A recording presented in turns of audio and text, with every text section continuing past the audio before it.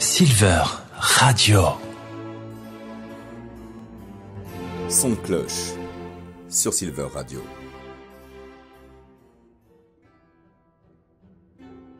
Vincent Willem van Gogh naît le 30 mars 1853 aux Pays-Bas.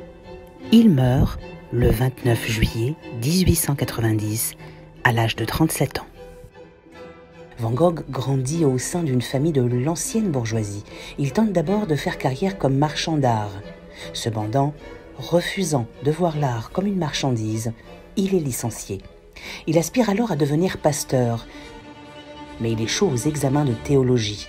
À l'approche de 1880, il se tourne vers la peinture.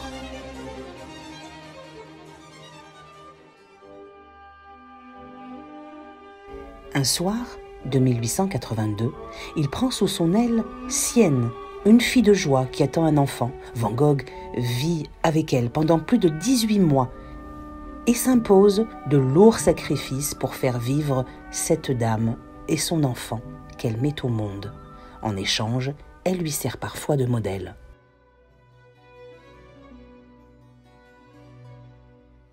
Difficile de s'imaginer Van Gogh sans son bandage, lui entourant le visage, comme ce fameux autoportrait.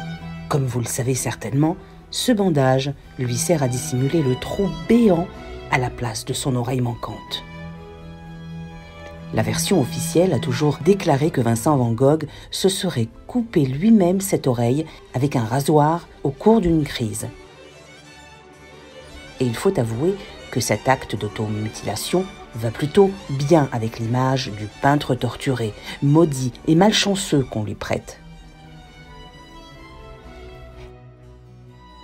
La partie de l'histoire qu'on ne connaît pas très bien, en revanche, c'est que Vincent van Gogh aurait fait ça juste après une querelle particulièrement vive sur des différends artistiques avec son ami Paul Gauguin.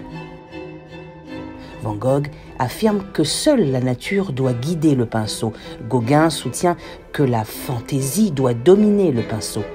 Ces deux-là étaient connus pour avoir une relation tumultueuse, faite de haut et de bas, et leur légendaire dispute était chose courante.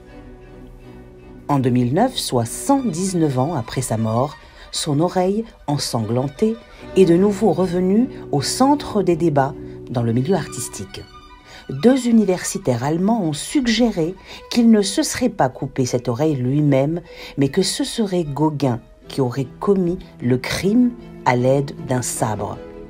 Escrimeur, celui-ci se baladait toujours avec son arme, s'entraîne régulièrement en salle d'armes et il aurait voulu se servir de son arme pour éloigner Vincent van Gogh, devenu dément lors de leur dispute. La lame glisse, l'oreille tombe, l'amitié est rompue. Van Gogh n'aurait rien dit pour protéger son ancien ami et cela expliquerait sans doute en partie le retour précipité de Gauguin à Paris, après son séjour pourtant très productif pour les deux artistes dans l'atelier de Vincent van Gogh. Ce dernier aurait ainsi écrit à son frère Théo quelques semaines après l'accident. Paul fait partie de ceux qui ne devraient jamais être en possession d'une arme, quelle qu'elle soit. Son de cloche sur Silver Radio.